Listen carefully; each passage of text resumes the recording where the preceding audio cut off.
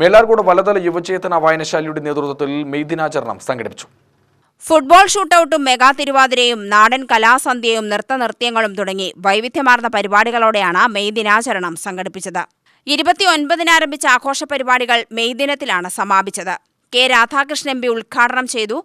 8 മണിക്കൂർ വിനോദത്തിൽ ഏർപ്പെടുകയും ചെയ്യണമെന്നുള്ള ആവശ്യം ഉന്നയിച്ചുകൊണ്ടാണ് അമേരിക്കയുടെ ചിക്കാഗോ തെരുവിൽ തൊഴിലാളികളുടെ നേതൃത്വത്തിൽ വലിയ സമരം സംഘടിപ്പിച്ചത്.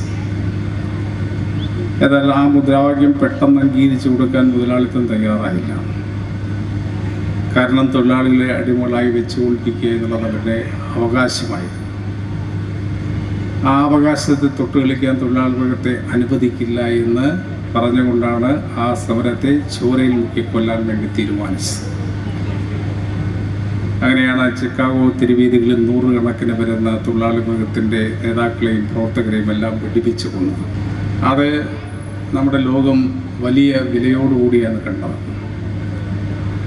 അതുകൊണ്ടാണ് മെയ് 1-ന് നടന്ന ആ വലിയ പോരാട്ടത്തിൻ്റെ സ്മരണയായി മെയ് 1 എന്ന് പറയുന്നത് ലോക തൊഴിലാളി വർഗത്തിൻ്റെ ദിനമായിട്ട് ആചരിക്കാൻ വേണ്ടി തീരുമാനിച്ചത്.